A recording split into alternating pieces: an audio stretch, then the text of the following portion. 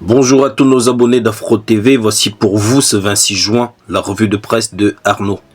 Les supputations sur la démission d'Issa Chiroma Bakary se confirment. Désormais ex-ministre de l'Emploi et de la Formation professionnelle, Issa Chiroma déclare, comme l'indique le jour, qu'il est désormais candidat à l'élection présidentielle. Une élection qui, comme on le sait, devrait se tenir en octobre prochain. À cet effet, le président du FSNC a adressé une lettre aux Camerounais dans laquelle il dévoile en grande ligne son programme politique. Découvrez en page 9 de Le Jour les extraits de la dite lettre.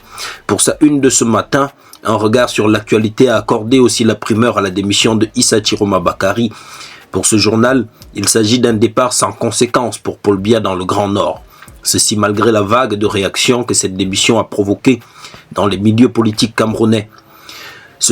Pour ce journal, la solidité du RDPC dans le Grand Nord reste inflexible, inébranlable. Ceci pour la simple raison, déclare le journal, qu'Issa Chiroma n'a jamais été le garant du soutien électoral dont bénéficie Paul Biya dans les 3 régions septentrionales. Des régions qui se sont alignées derrière le président Biya depuis les années 80, alors que Chiroma n'est entré au gouvernement qu'en 2009. L'intégralité de cette analyse est à lire dans un regard sur l'actualité en page 4. Dans le point, Issa Chiroma revient, mais cette fois-ci dans une alliance entre les leaders du Grand Nord, Maurice Kamto, une alliance axe nord-ouest, que le billet hebdomadaire n'hésite pas à considérer comme un leurre. Il nous apprend que selon certaines indiscrétions, des tractations de coulisses ont cours actuellement autour d'une alliance stratégique entre Maurice Kamto et des leaders du Grand Nord, à savoir Issa Chiroma Bakary, Belobouba Maïgari, Adamou Mustafa, Adamou Sidiki et Giba Gatama. Leur objectif, renverser le pouvoir actuel à travers une candidature unifiée à la présidentielle de 2025. Ces figures que tout semble opposer, peuvent-elles s'accorder sur cette priorité? Se questionne le journal avant de répondre qu'entre stratégies concurrentes, querelles de leadership et lutte des égaux, la cohésion s'annonce impossible. Pour les sceptiques, il s'agit d'une mise en scène. Pour tout savoir sur l'échec programmé de cette alliance par le regard de Le Point, rendez-vous en page 7. Accusé tantôt d'une alliance supposée, Belobouba Maïgari serait face à l'histoire selon mutation. Le quotidien se demande si face à la pression des cadres de son parti, l'éternel ministre de Paul Biya va enfin couper le lien. Et en page 7 de cette édition, le maire UNDP, Célestin Yandal, se livre dans une interview vérité à laquelle vous pouvez accéder à partir de votre appareil mobile sur ikiosque.cm. Parlant des pressions subies par le président de l'UNDP, la météo nous dit qu'elles sont telles que Belobouba claque la porte du gouvernement. Nous apprenons justement en page 3 que les pressions qu'il subit des militants de son parti, l'UNDP, sont tellement fortes que le ministre d'État, ministre du Tourisme et des Loisirs, se contraint de démissionner de l'équipe Diongouté. Même les tractations entreprises depuis 11 jours par des émissaires du président de la République, apprend-on, s'avèrent vaines. Sauf miracle, le tout premier ministre de Paul Biya annonce officiellement son départ dans les tout prochains moments. Pour un meilleur déroulement du processus électoral, Cameroun Tribune, ce matin, prône le dialogue encore et toujours. Nous apprenons par le journal qu'à quelques mois des élections, Election Cameroun rencontre tous les acteurs concernés depuis hier en Bankomo. Autour de la table, les partis politiques, la société civile, les autorités traditionnelles, les leaders religieux, les médias, ainsi que des partenaires internationaux à l'instar des Nations Unies. Une concertation qui vise à renforcer le jeu démocratique et poser les balises d'une élection apaisée que vous pouvez lire en page 3.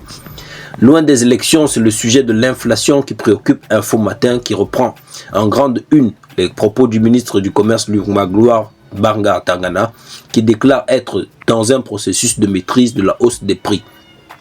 Une déclaration faite le 25 juin à Yaoundé lors de sa descente sur le site du boulevard du 20 mai pour s'assurer du bon déroulement de la vente promotionnelle des produits de grande consommation lancée depuis le 3 juin 2025. Le Mincommerce a également assuré que l'opération spéciale initiée par le chef de l'État, Paul Biya, très appréciée par les consommateurs, va se poursuivre et s'étendre indéfiniment. L'exploitation minière est au menu du quotidien Le Messager ce matin. Il titre à ce sujet SOS Batouri. En page 3, le journal parle du cri de détresse des fils et filles du département de la KDI suite à la menace de leur expulsion des activités minières à Kambélé par le ministre des Mines par intérim en vue d'installer l'honorable Bonaventure Vondo Assam. La suspension de l'exploitation minière à Berthois fait aussi l'objet du grand titre du quotidien Émergence ce matin. Un dossier brûlant qui se trouve sur la table de Paul Biya. La rédaction du journal affirme avoir reçu les copies de 2 correspondances qui interpellent le président de la République et les parlementaires, exposant les racines d'un conflit aux ramifications économiques, juridiques et politiques. Un article à lire en page 5. Dans son édition de ce matin, le quotidien de l'économie croit savoir pourquoi en matière d'investissement direct étranger, le Cameroun attire peu. Le journal constate bien qu'en augmentation en 2024, la part captée par le pays reste jusque-là très insignifiante. Parcourez le numéro 3270 de ce quotidien sur ikiosque.cm pour connaître les raisons pour lesquelles le Cameroun reste à la traîne en ce qui concerne les investissements directs étrangers.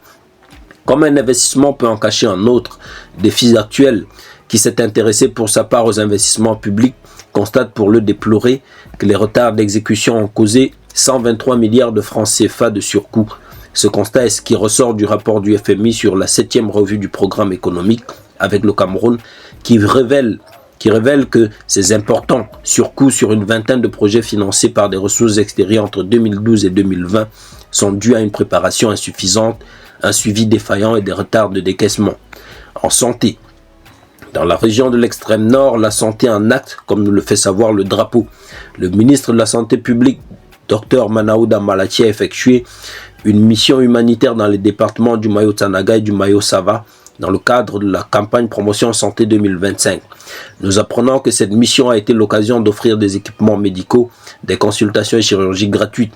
Il a ainsi renforcé l'accès aux soins de santé dans les zones enclavées, comme nous pouvons le lire en pages 3 et 4.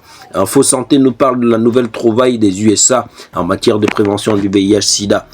En page 9, nous apprenons que le laboratoire Gilead a conçu 2 essais cliniques pour le traitement préventif du VIH appelé Yeztugo.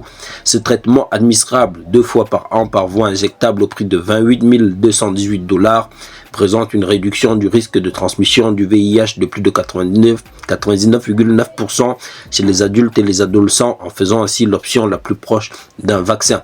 Voilà, c'est tout pour la revue de presse de Arnaud sur Afro TV ce matin. Abonnez-vous, likez, partagez, n'oubliez pas, consultez vos journaux sur ikiosque.cm.